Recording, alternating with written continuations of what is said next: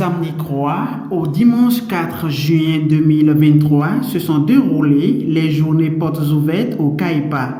Entendez, Centre agroécologique de la poivrière d'Aïta dans la commune de Sakété. Ce centre du docteur chirurgien Alao Afolabi Mamoudou, passionné de l'agriculture et spécialement de la culture du poivre, est une occasion pour les passionnés de cette épice venus de différents pays, à savoir le Gabon, le Togo, le Cameroun et la France, de faire le déplacement afin de connaître non seulement ses bienfaits pour l'économie du Bénin, les machines à poivre, mais aussi d'apprendre la culture du poivre et sa gestion. Au fait, pour ces deux journées portes ouvertes du 3 et 4 juin 2023, on a eu 106 personnes qui nous ont visités. On était très heureux de rencontrer de belles personnes qui sont très motivées pour la culture du poivre.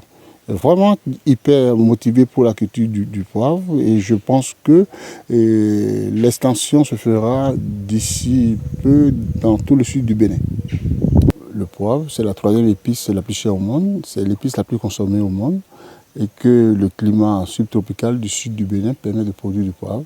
C'est pourquoi nous sommes lancés dans cette spéculation agricole depuis 2019. Regardez tout autour de moi, regardez tout autour des 5 hectares de poivre ici.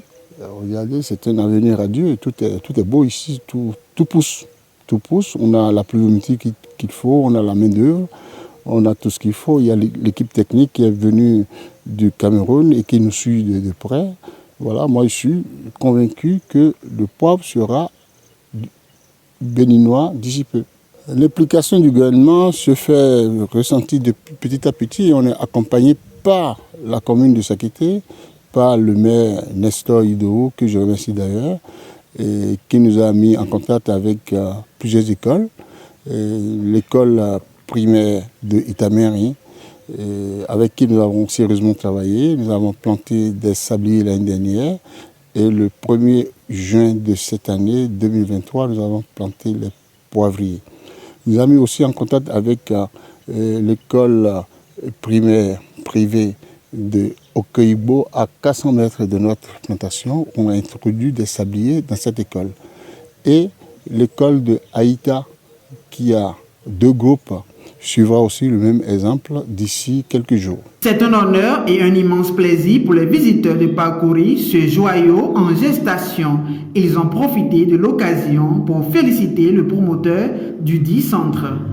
J'avoue franchement que j'ai été un peu surpris de la démarche du docteur Alao, qui est d'abord un médecin, mais qui s'investit justement dans la culture du poivre en fait au Bénin, comme il le dit à Aïta. Le poivre, on dit le poivre à la cuisine, tout ça, je ne savais pas. Mais ce qui m'écoeure, c'est qu'il y a des gens qui sont des porteurs d'illusions, qui disent qu'ils connaissent le poivre, qu'ils peuvent en fait vous encourager à acheter et planter. Mais ce que je suis en train de découvrir ici avec le docteur Alao, il ne cesse pas d'apprendre. Il fait des recherches, il voyage. Il ne sert à rien d'amener les Béninois à investir de fortes sommes pour la culture du poivre qui ne donneront rien. Et c'est ça ce qui me gêne un peu. Et ce que également j'ai constaté, on n'a que des retraités plus ou moins, ça me gêne qu'à l'université, cette culture-là, même si c'est pour gagner de l'argent, effectivement, mais ça occupe les jeunes. C'est comme le palmier à huile. Mais ça occupe les jeunes. Les professeurs d'université, surtout d'agronomie, tout ça, doivent envoyer leurs élèves, voire étudiants, faire l'expérience de M. Alao. Et je les encourage, s'ils m'entendent quelque part, à se rapprocher de lui, à voyager comme M. Alao a fait, pour réellement implanter durablement la culture du poivre, en fait, au Bénin, ici. Il y en a au Togo, il y en a en Côte d'Ivoire. Tout le monde en parle. Mais au Bénin, on ne connaît pas. Les gens le font. Par hasard, peut-être les aînés ont trouvé, ils ont cultivé. C'est à compte-gouttes. Mais avoir un champ de poivre j'en ai pas encore vu au Bénin. Et il faut que le docteur Alao continue d'intéresser, pas les retraités, mais d'intéresser également les jeunes parce qu'il faut savoir. Il y a des techniques pour rentabiliser la culture du poivre. Il y a des techniques que je suis en train de découvrir en fait avec lui.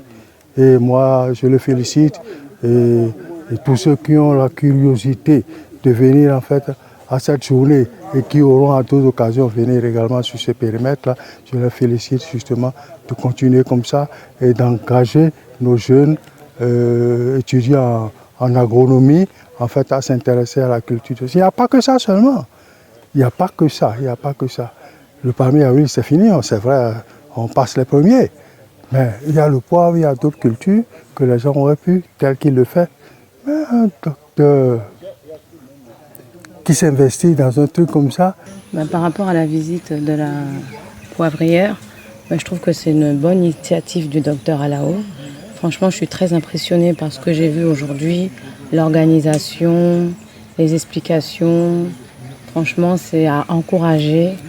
Et vraiment, il faut vraiment aider les gens comme ça qui veulent investir au Bénin, donner du travail aux jeunes. Je trouve que c'est une très bonne initiative.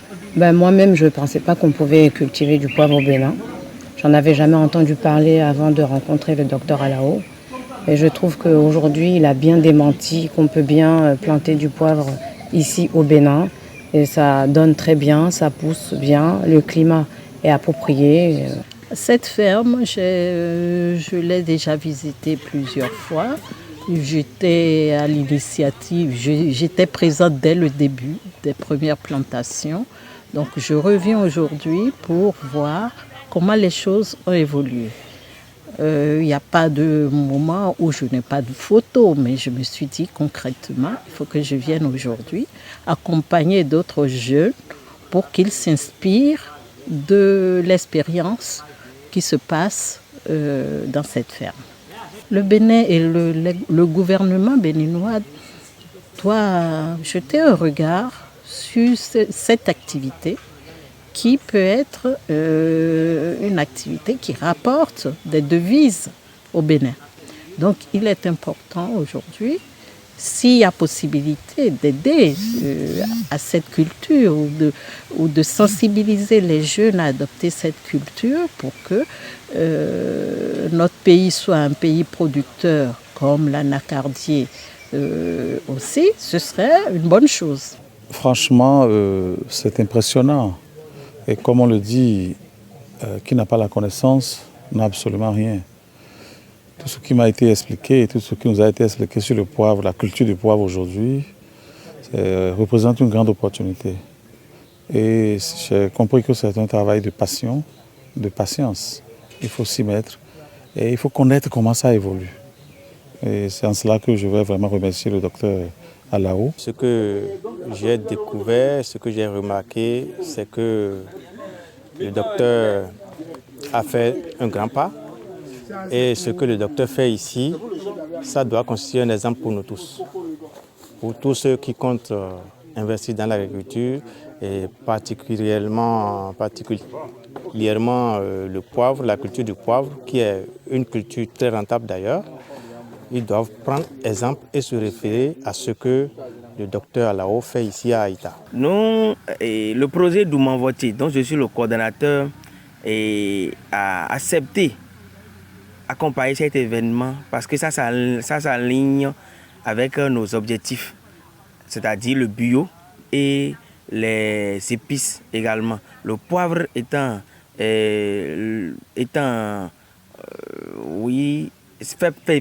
faisant partie des épices les plus cultivées au monde, nous avons voulu joindre notre image à cette activité de journée porte ouverte pour accompagner le centre agroécologique beaucoup plus sur sa lancée de la production biologique et de la création surtout de la richesse.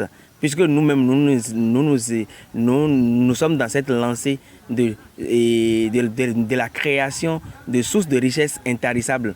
Et d'où beaucoup plus notre nom d'Oumanvoti. L'appel que moi personnellement je lance aux dirigeants à divers niveaux de notre secteur, c'est beaucoup plus d'œuvrer pour que désormais nous parlons d'une filière des épices et des herbes aromatiques, puisque c'est dispersé. Et si nous arrivons à les regrouper en filières, ce sera mieux suivi. Et la promotion et la valorisation de cette filière sera très bien. Le premier responsable du centre agroécologique de la poivrière d'Aïta de Sakété n'a pas manqué de revenir sur les objectifs à long terme de ce projet avant d'adresser un message à la jeunesse. Mon objectif à long terme, pas que pour la ferme, c'est pour la région de Sakété, qui est déjà une région, la première région du palmier à huile au Bénin.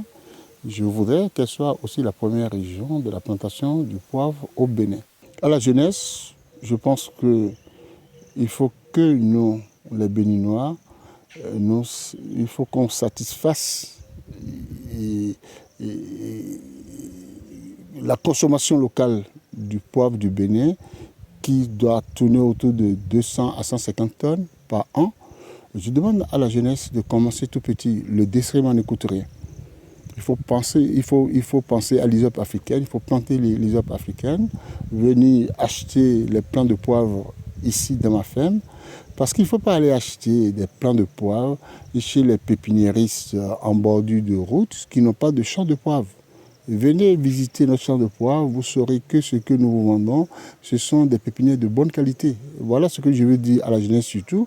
Et puis je veux dire aussi à la population en particulier, les youtubeurs. En ce qui concerne le poivre, s'il vous plaît, adressez-vous à notre centre agroécologique de la poivrière de Aïta, vous ne serez pas déçus. Entre autres innovations, le promoteur du centre agroécologique de la poivrière, également président de la commission agroécologie et biodiversité du Conseil béninois de France, a, après autorisation du maire de Sakété, Nestor Idoou, commencé à introduire dans les écoles la plantation des sabliers qui va s'étendre dans toute la commune avec l'appui du Conseil béninois de France, qui vise à accompagner le gouvernement béninois afin de promouvoir l'autofinancement des cantines scolaires, un modèle qui tient à pérenniser dans le sud Bénin.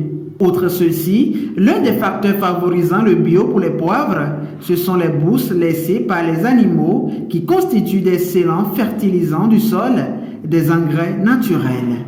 Pâturage, voilà, donc vous avez de la boule de vache séchée, et c'est cette boule de vache que nous prélevons sécher, que nous mettons autour de nos poivreux et de nos sabliers.